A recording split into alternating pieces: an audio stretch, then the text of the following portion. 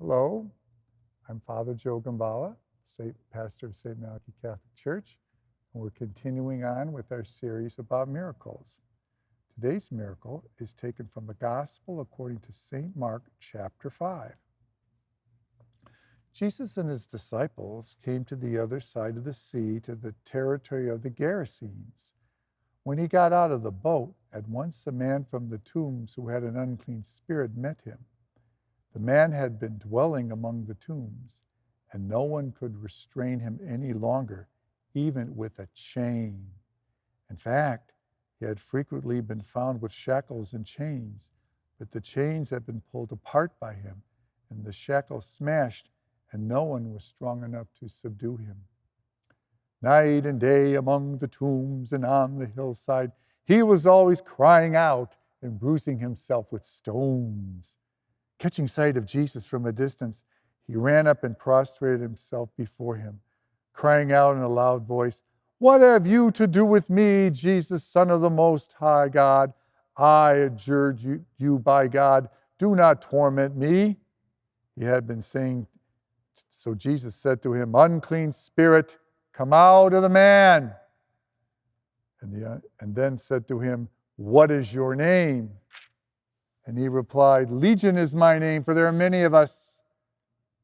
So they pleaded even more earnestly with Jesus not to drive him away from the territory. Now a large herd of swine was feeding there on the hillside. And so the demons pleaded with Jesus, "Send us into the swine, let us enter them." And he let them, and the unclean spirits came out and entered the swine.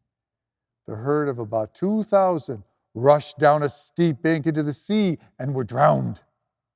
The swineherds ran away and reported the incident to the town and throughout the countryside. And people came out to see what had happened. As they approached Jesus, they caught sight of the man who had been possessed by the demons, sitting there clothed and in his right mind.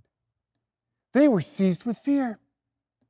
Those who witnessed the incident explained to them what had happened, the possessed man and to the swine. So they began to beg Jesus to leave them. So as Jesus was getting into the boat, the man who had been possessed pleaded to remain with Jesus.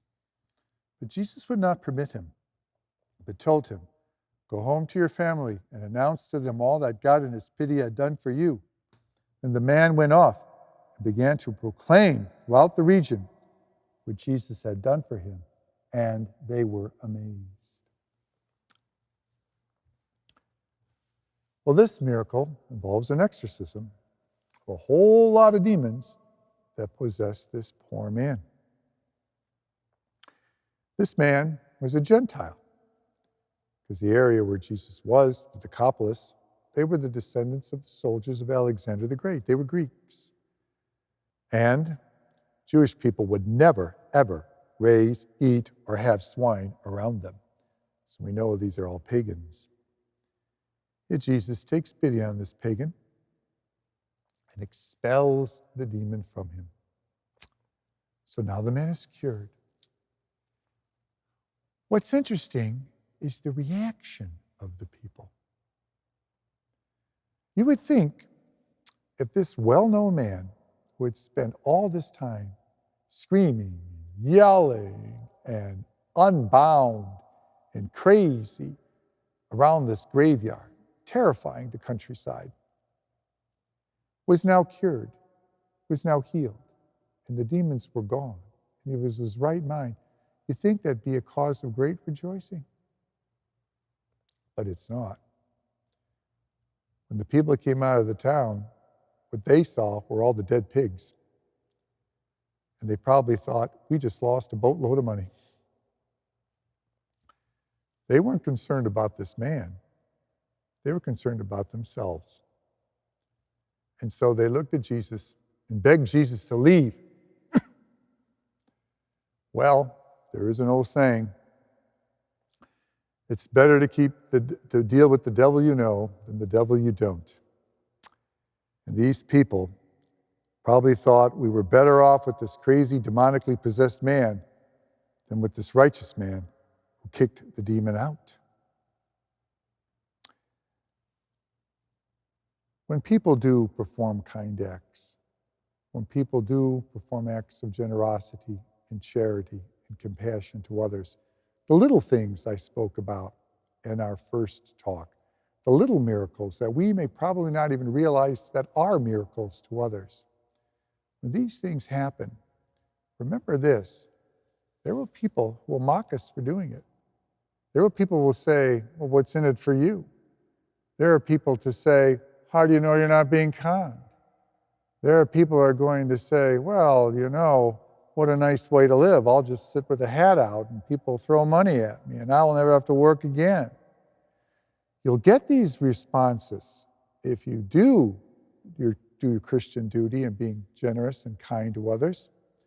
That's to be expected, because the world's values are not God's values. I share this miracle to you because they reacted the same way to the Lord.